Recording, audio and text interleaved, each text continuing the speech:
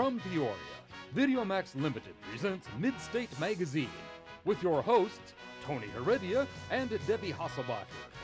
The Midstate News with Matt Wetterston and Greg Toth with the Midstate reporting team. The Sporting Life with Christine Cisco.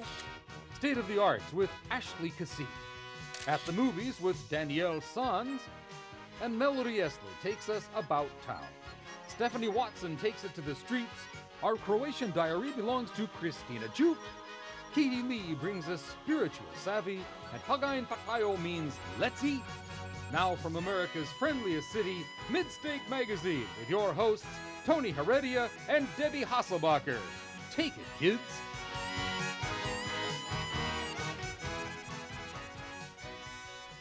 Hello and welcome to Midstate Magazine. This week I am Tony Heredia. And I'm Debbie Hasselbacher. You know, Tony. Yes? I just really want to say that, ooh, you look just like Buddy Holly. Ooh, do I really? Oh, and you're Mary Tyler Moore. And you know what?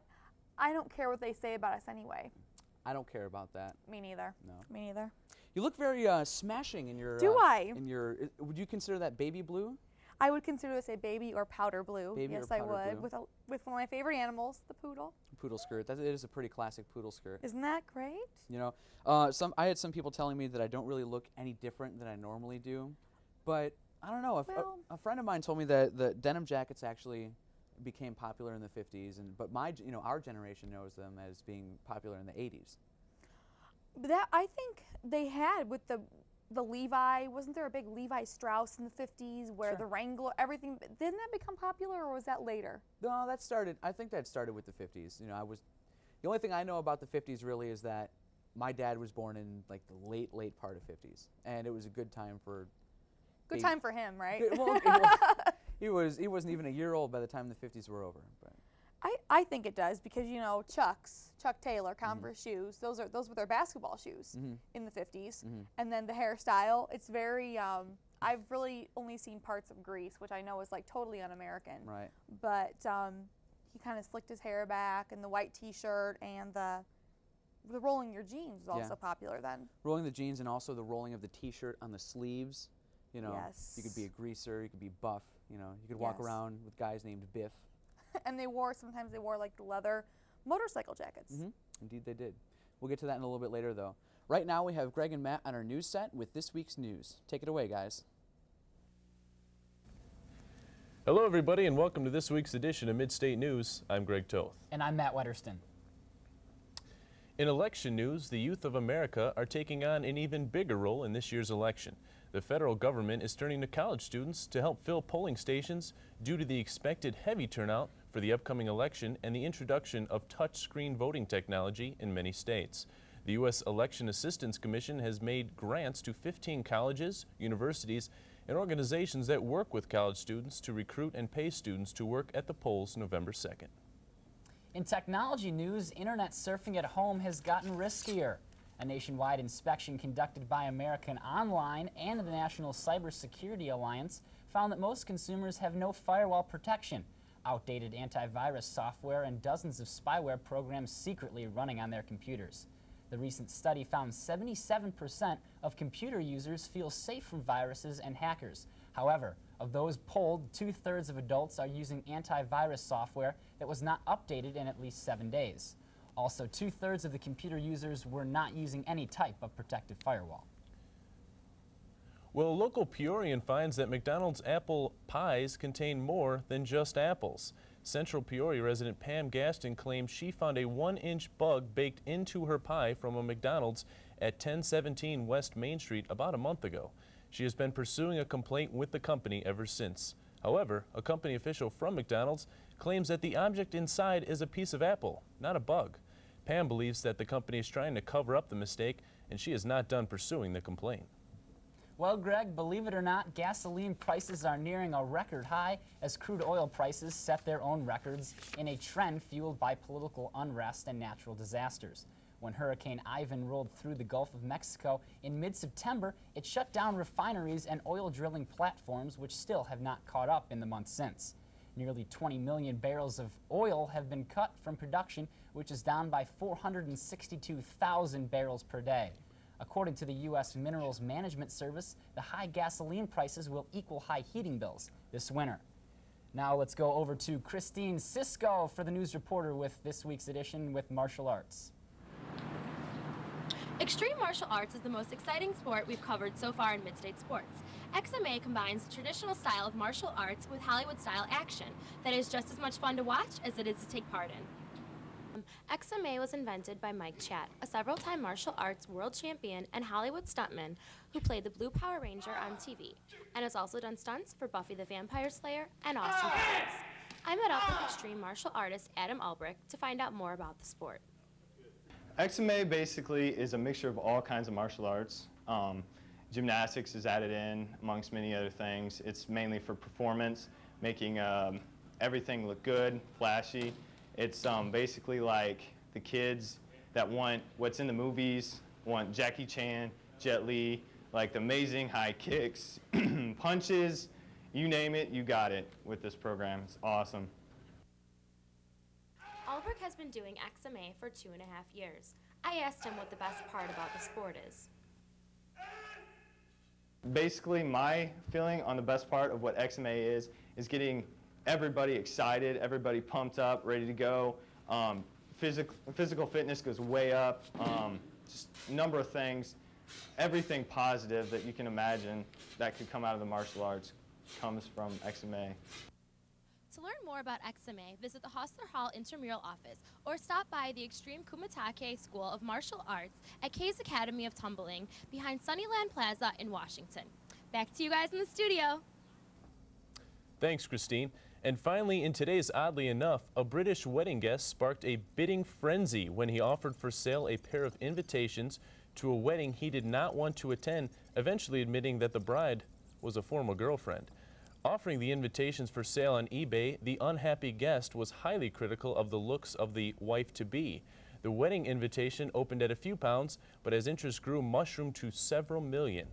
But as the wedding day dawned, the anonymous guest withdrew the offer and admitted a prior entanglement that he was still not over.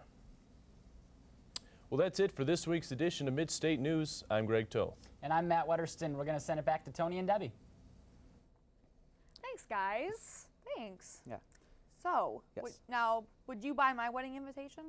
Wedding invitation? Mm-hmm. Well, what are the circumstances behind it? Why are you selling your invitation? Okay, so say that, like, you know, when I go out to Hollywood and I become a famous actress. Sure. And, like, I invite you to my wedding because I will.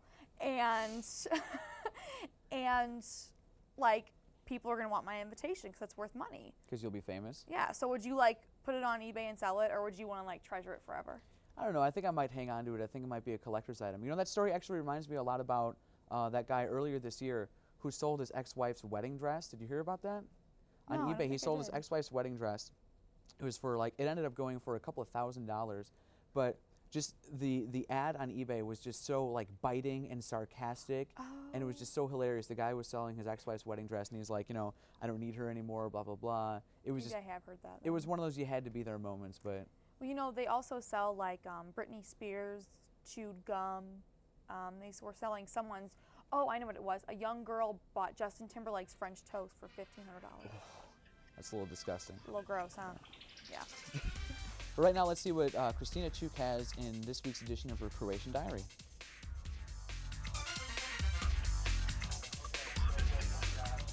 Physical and verbal gestures, which are in other countries considered to be very intimate, in United States are considered to be just friendly. From the physical gestures, the most common is the smile and direct eye contact, and usually strong and short handshaking. From verbal gestures, the most common are questions, which are considered to be very important segment of politeness. Long and detailed answers on questions are not expected, and usually they are just a sort of greeting. Hello and welcome to Croatia's Diary. The subject of this segment are differences in physical and verbal gestures between Americans and Europeans. Today we are talking with journalists from Slovenia who are going to spend some time at Bradley University. They will tell us something about how do they see these gestures and differences to be. The physical gestures of Americans to be in opposite of Europeans. Okay, I don't really like to stereotypize Europeans and Americans, but they're doing lots of this. I'm not doing it. Maybe I'm talking like this. Then they hug like we do. I think they don't kiss, but I kiss just my very good friends. And I've noticed one thing, that maybe the expression "excuse me" is more often used here than in Slovenia. I can speak in Slovenia, so. I haven't noticed any big differences, but even if I did, I couldn't say that every American is doing that. They don't have this gesture, this, but maybe they have something else that I didn't notice yet. Although body language of other countries can be confusing, it's a chance to learn about thoughts and feelings of other people. As they say, the beauty is in the difference. Back to you, Tony and Debbie. Thank you, Christina. You know, Christina brings up some interesting points about hand gestures and just the differences between culture. You know, I love watching her diary every week because it's interesting to see an outsider's point on us. Exactly. Because, you know, we're surrounded by people of our own culture so much that we don't realize what we do. Mm-hmm. You know, but I remember I watched a video once. It was called World of Gestures. It was for a class, and you know, it can mean something to us in America, but yet in a different country, it's just like the worst symbol. I mean, which is really interesting, and you have to be careful because you don't want to, you know, offend someone who you're not at all trying to offend. Indeed. Like in, I know in America, this is the peace symbol. The V for victory is a peace symbol, and it's kind of like world renowned. But if you're in England or in Britain, you can do that too. You know, I believe this still means the same thing, but you just can't flip it around. You can't go this way. That's a bad word. Yes, it's a bad expression. It's the equivalent of a one-fingered gesture in our country. Okay, Indeed. Got it. You should explain a little bit more for me. Right.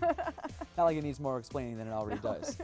Let's go to see what we have this week on our About Town segment.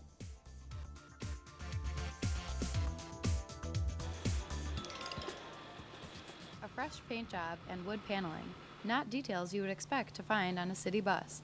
But this week, About Town takes us to the Peoria Transit District to take a look at CityLink's Peoria Trolley. The Peoria Trolley used to be a means of transportation for the citizens of Peoria in the olden days. In 1946, the cars were taken off the streets, and in 1990, the replicas of the old cars came to CityLink. Got the trolleys in, I believe it was 1990. They came in in town about the same time that we got the gambling boat. But the trolleys are no longer used for transportation to and from the casino. Instead, they take residents and visitors back in time. The history tours are really popular, very popular. We have Pure Historical Society provides a guide that gives narration through the whole tour. The tour is anywhere from an hour and a half to 2 hours long. The Peoria Trolley has a few different tours that riders can choose from. The All-American City Tour time travels back to the 1920s and traces the city's progress since. There's also the River City Tour, a rider favorite, which winds through the gorgeous homes and fall foliage on Grandview Drive. An educational experience with breathtaking views. This combination offers a unique and relaxing way to view the city of Peoria and its historic sites. For About Town, this is Melody Essler. Thank you, Melody, with that report. You know, you've been to Grandview Drive, I'm sure, have you not? Of course. Okay. So, nice Peoria highlights. Mm-hmm. Yes. It's one of those spots, you know, I'd never been there I'd never been to the East Peoria side until just earlier this year, actually. And that's a really nice place to visit, especially this time of year with all the changing leaves. And there's some great views, some nice views of the city in Peoria. And you're right, with all the foliage and the leaves changing and falling, you do really get some nice scenery, some nice views. So. There are also the bluffs off of War Memorial. Is that War Memorial or is that Adams, Southwest Adams? I believe it's War Memorial. I should know better. I believe, but I should know, you know, but. You're from in town. I am. Yeah, don't hold that against me, but yeah, I am from in town. But you need to ride on the trolley sometime. It's very cute. Kind of gives you that old world feel. Mm-hmm. You know? I've never been on a trolley. It can be very exciting. Ever. So. Now, Ashley Cassie is going to see what we have in State of the Arts. Take it away, Ashley. Hello and welcome to this week's edition of State of the Arts. I'm Ashley Cassie, and with me this week I have Kyle Peterson, an acoustic guitar player. Thank you very much for coming, Kyle. You're welcome. So you are a Bradley student, correct? That's correct. You are, what year? I'm a junior. And your major? Art photography. Art photography. Yep. So how did you get into playing the guitar? Well, I'd always wanted to play guitar since I was a little kid, so I probably started towards the end of junior high, so I've been playing about 6 years or so. And how did you get into it? Were you mainly teaching yourself, or? I took lessons early on just to learn the basics, and since then I've just been learning on my own different sort of things. Was it easy to pick up after you quit the lessons, or? I picked up on stuff pretty quick for the most part, yeah. And do you play only acoustic guitar, or? I play electric as well, and I've played in some different bands at different points. So. What's your favorite to play? I'm probably more faithful to playing acoustic most of the time. And now, do you play mostly your own music or covers, variations of other people's songs? I used to play more covers, but I've been writing a lot more recently, so a good mix of both, I would say. And do you ever hold concerts for students or people in the area? I've played a few gigs on campus. Like I played like the 24 Hours of Music a couple times, and I played at Jester's Coffee House. And I'm going to try to set up a few more. So. Who are some of your influences or favorite bands? As far as playing acoustically, I like Dave Matthews. I like Ben Harper a lot. Yeah. But I'm also into harder rock type stuff and stuff from the early '90s like Pearl Jam and stuff like that. What's your favorite concert that you've ever seen? Favorite concert? That would probably have to be Incubus. They put on a really good show. I saw them at U of I. So. And what are you going to be playing for us today? I'm going to play one of my songs. It's called In Me. In Me. How many, I don't know if you've kept track, but how many songs do you think over the years you have written? I probably have somewhere around 10 to 15 at this point. Do you normally find it easier to kind of make up a song as you go and do your own thing, or is it easier to just sit down, read music, and play a cover? It kind of depends on the song, I guess. Like some covers are easy to pick up right away, and some take a little more work. But I guess it's easier in some way to write your own stuff because you know like what your style is and what notes you can hit and stuff like that. Right. Well, great. I'm excited to hear you. And here's Kyle Peterson.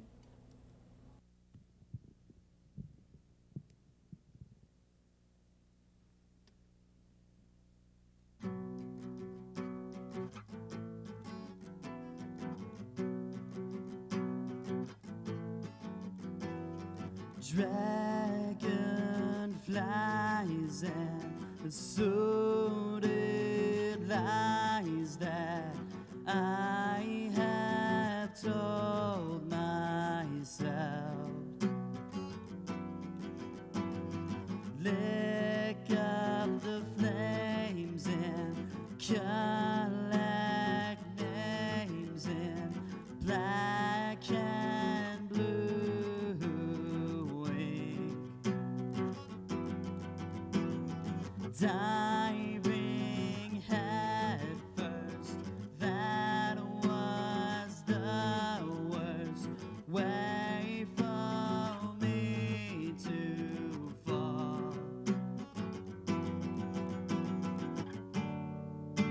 Is it in me to not blame me today?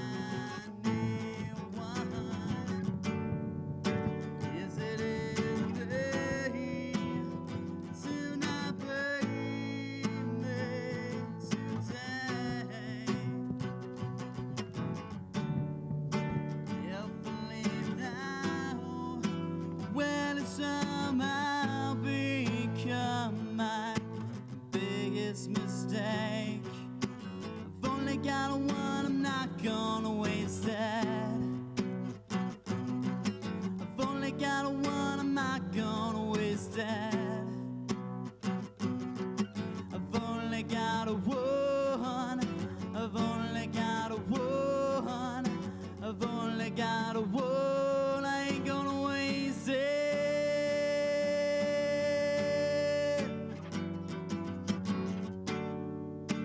Is it in me to not be me today? If I leave now, will it somehow become my biggest mistake? Thank you so much. That You're was welcome. wonderful. Thank you. So can we look for you to be playing anywhere? I'm going to try to set up to play at the Student Center on one of the Thursday nights, so Great. hopefully Well, soon. look for Kyle at the Student Center, and that's it for this week's edition of State of the Arts. Thanks for tuning in. Back to you, Debbie and Tony. Thank you, Ashley. Thank you, Kyle. Actually, I was telling Kyle before we were on the air today that I've known Kyle for quite a while. He used to be in the same service fraternity as I was in. Okay. But I've never heard him play. He's a good musician. I had never heard him play before, so It's good. I wasn't quite sure how he would work out, especially since we got him on such last minute notice. But It was nice. A little change. little change. Something modern, yeah. It's nice. Little guitarrista, Little guitar. as we like to say in Espanol. Oh, I don't know Espanol. For those of you who don't habla Espanol, I don't know. I was going to go. What is it now? Say it again. Guitarrista. Let's see if I can get the. Okay, guitarrista. Yes, it's rolling. It's Ooh, rolling of the R's. fun. It's similar to that the old potato chip commercial where the chips have ridges. I can't do it. I like stutter. Rough. I can't But you do did it. You did I it. You, can't. you just did it a minute ago. It sounds like an engine dying. No, it was fun. It was fun. But no, that was some good. I really enjoyed that. Seriously, but I like hearing new musicians and different vocalists and guitar playing. I think it's kind of relaxing. And Central Illinois has such a diverse musical style. There's lots of local music that is really interesting. A lot of people don't get to see all the time. Well, let's take it now to Spiritual Savvy and see what they have for us.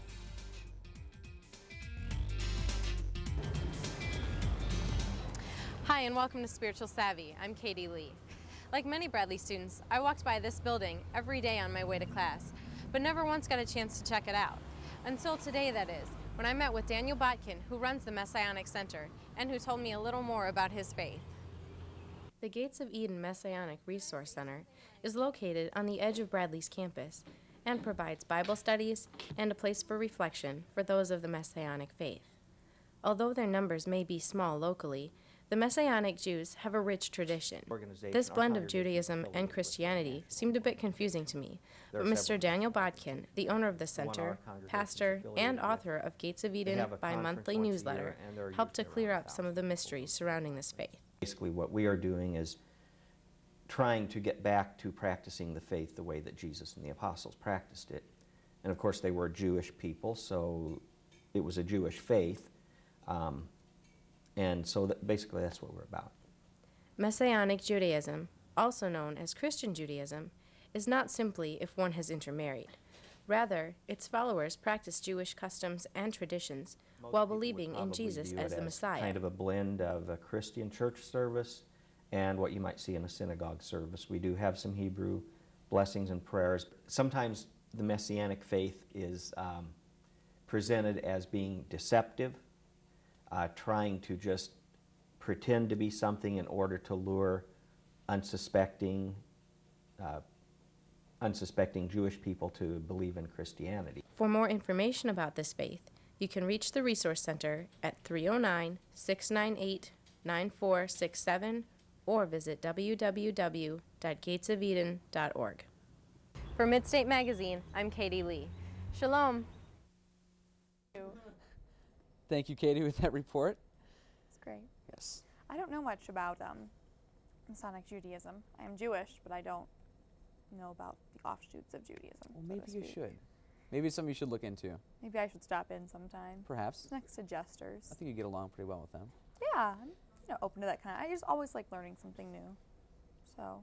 Debbie, I noticed this lovely little poodle on your skirt here. Yes. And it gives me the perfect opportunity to mention that next week's show will be centered on animals.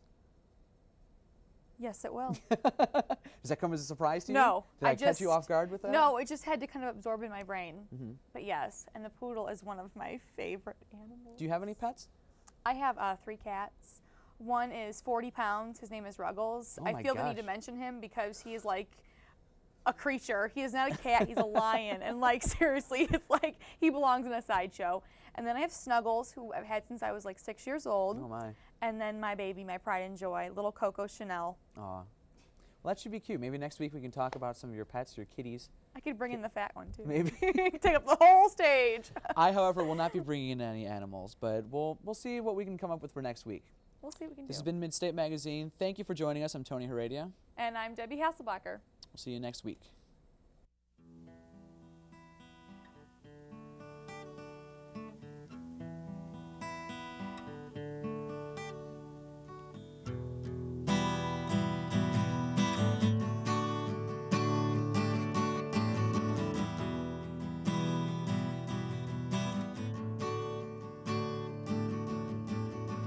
Legs may be tired, back may be weak. Some are sore, but sorrow do not seek. Somewhere underneath, red passion burns inside. Refuse and let go, refusing to ever hide.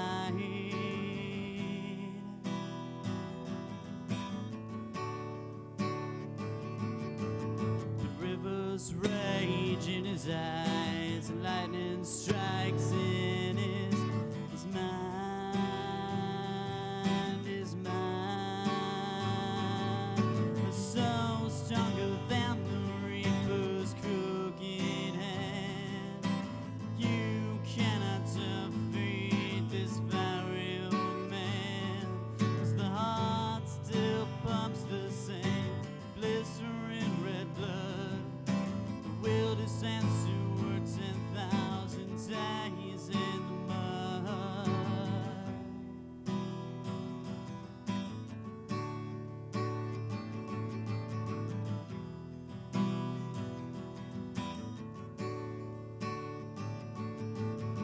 Try as they might to break his iron spirit, failure will they always find. He will not fear them. Blue granite stands strong deep within his eyes.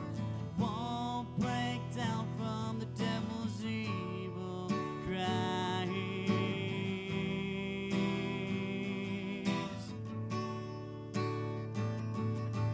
The river's rage in his eyes, and lightning strikes in his mind, his mind, his mind, his mind.